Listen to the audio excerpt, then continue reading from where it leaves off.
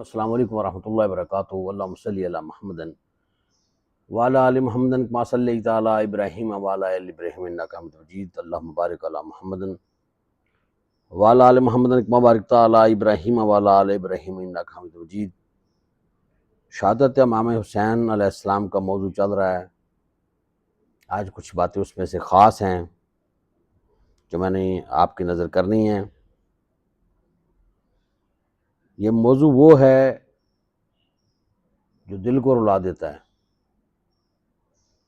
حق پہ کھڑے ہونا اور باطل کے ہاتھ میں ہاتھ نہ دینا اور سر دے دینا، یہ حسین کا ہی کام ہے۔ اب مہمان کربلا سید الشہداء راکب دوش مصطفیٰ نور جان خیر النساء ابن خیبر شکن برادر امام حسن باغ زمن امام ذوالمنن حضرت امام علی مقام کی شہادت کا ذکر ہوگا۔ کون حسین؟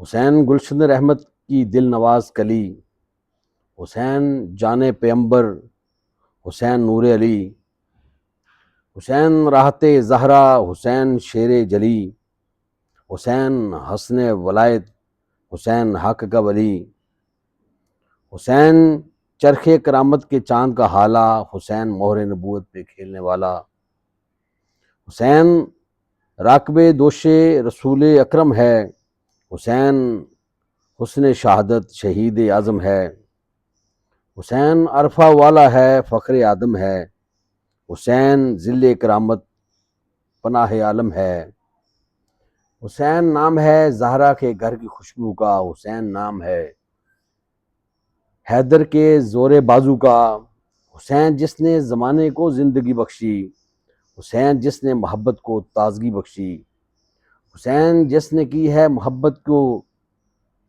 ہر ایک نم آنکھ، حسین جس نے خضر کو روشنی بخشی، رضائے حق میں ہے سب کچھ لٹا دیا جس نے، حسین وہ ہے کہ دین کو بچا لیا جس نے۔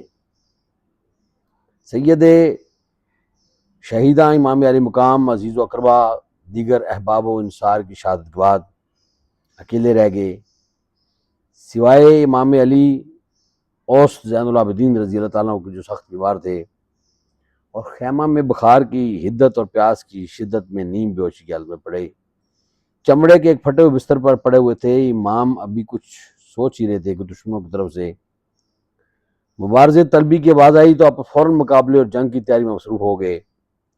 ہر طرح کے مصائب اور لام کو گلے لگانے والے صبر و استقامت اور عزم و استقلال کو گراں اٹھایا اور زبان پاک کو یہ اشارہ تھا کہ اگر میرے نانا مصطفیٰ صلی اللہ علیہ وسلم کو دین میرے قتل کے بغیر برقرار نہیں رہ سکتا تو میں خون خوار تلواروں کو دعوت دیتا ہوں کہ مجھے پکڑ لو۔ جب امام زین العابدین نے اپنے والد گرامی کو تنہائی کے عالم میں تیاری کرتے ہوئے دیکھا تو نیزہ لے کر خیمہ سے باہر تشریف لائے، مگر شدید بیمار تھے، انتہائی کمزوری کی وجہ سے آپ کے پاؤں لڑکھڑا رہے تھے۔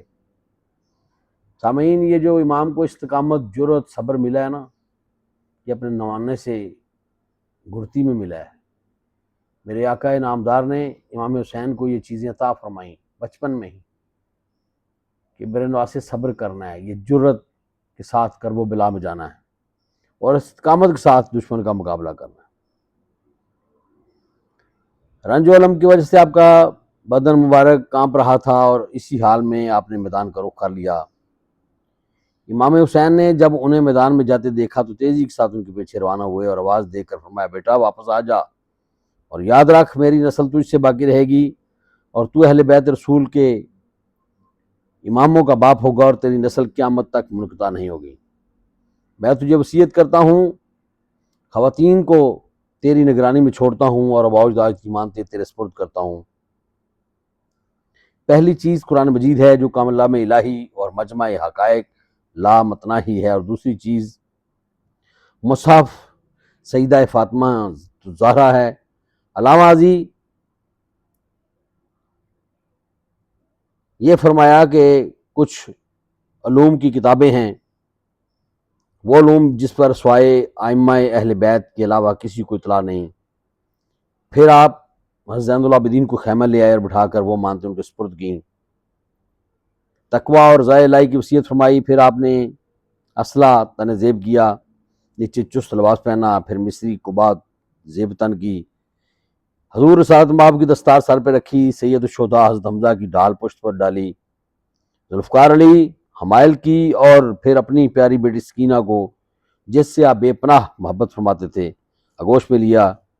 یہ دیکھ کر سیدہ سکینہ سلام اللہ علیہا، جو اس وقت 6 یا 7 سال کی تھیں، معصومانہ انداز میں عرض کرتی ہیں، ابا جان کیا آپ موت کی تیاری کر رہے ہیں؟ امام نے فرمایا، اے پیاری بیٹی سکینہ، جس کا کوئی یار و مددگار نہ ہو تو وہ موت کی تیاری نہ کرے تو اور کیا کرے؟ سیدہ سکینہ عرض کی، اچھا ابا جان پھر ایسا کریں کہ ہم کو اپنے نانا کے شہر کی طرف بھیج دیں۔ باپ اور 7 سالہ بچی گفتگو سن کر تمام پاک بیبیاں رو پڑیں، امام علیہ السلام بھی رو پڑے۔ آپ نے صبر کی تلقین فرمائی اور سیدہ سکینہ کو پیار اور دلاسا دیا اور حق میں جنگ کی مکمل تیاری فرمائی، اور اس نعرے کے ساتھ میدان میں نکلے کہ ہم اہل بیت ہیں، بخت وفا سونے نہیں دیں گے، کفر جو چاہتا ہے وہ کبھی ہونے نہیں دیں گے۔ سکینہ کا بڑے دربار میں رونا گوار ہے، مگر دین نبی کو در بدر رونے نہیں دیں گے۔ اور نکلتے وقت آپ کا چہرہ انور اور ریش اقدس پر دونوں ہاتھ پھیرے جیسے دعا کے بعد پھیرے جاتے ہیں، اور ساتھ فرمایا، اے سکینہ رضی اللہ تعالیٰ عنہ، اے زینب رضی اللہ تعالیٰ عنہ، اے ام کلثوم رضی اللہ تعالیٰ عنہ، اے حرمات ازواج و خادمات، اے علی اوس زین العابدین، میری طرف سے تم پر سلام ہو، اب میں جا رہا ہوں۔ یہ ایک نہایت دردناک اور رقت امیز منظر تھا کہ جب آل رسول کا سردار ہمیشہ ہمیشہ کے لیے ان سے جدا ہو رہا تھا۔ تمام اہل بیت کی نگاہیں امام رضی اللہ عنہ کی طرف اٹھی ہوئی تھیں۔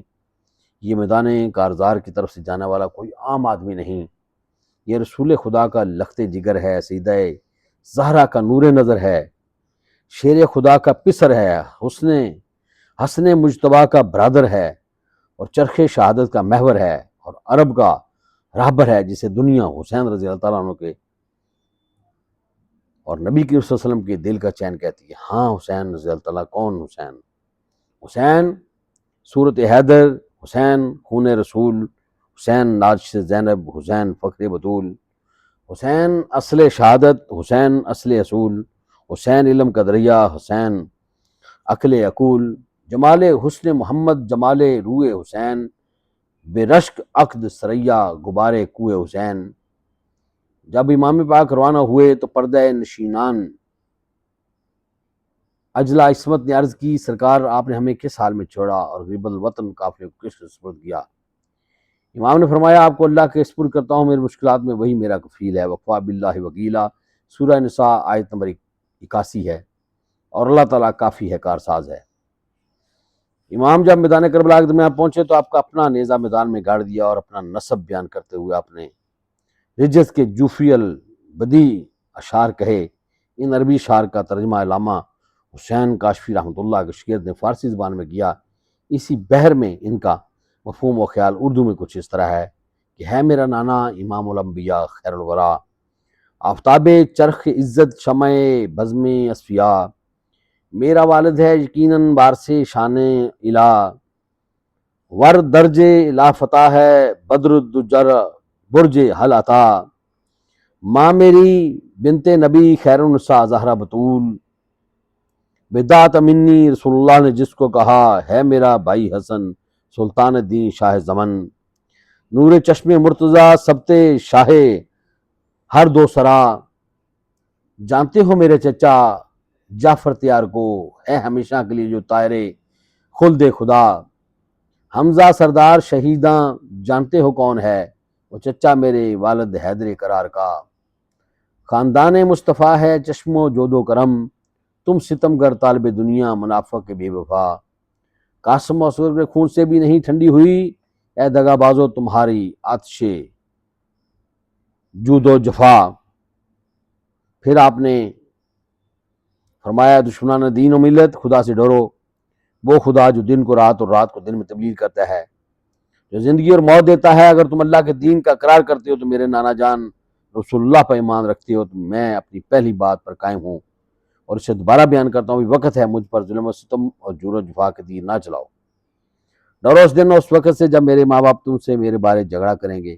محشر کی گرمی سے، حدت سے اور پیاس کو یاد کرو، اور جو بھی سوچو گے کہ حوض کوثر کے کنارے کھڑا ہونے والا ساقی کوثر کون ہوگا، تو تم خاندان نبوت کو نہایت بے دردی سے شہید کر چکے ہو اور اب مجھے قتل کرنا چاہتے ہو۔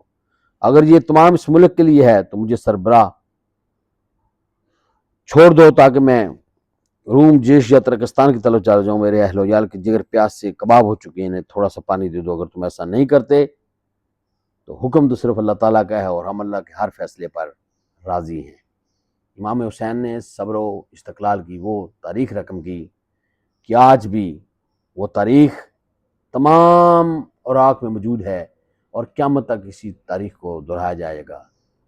حسین نے نانا کا وعدہ وفا کر دیا، گھر کا گھر سارا سپرد خدا کر دیا۔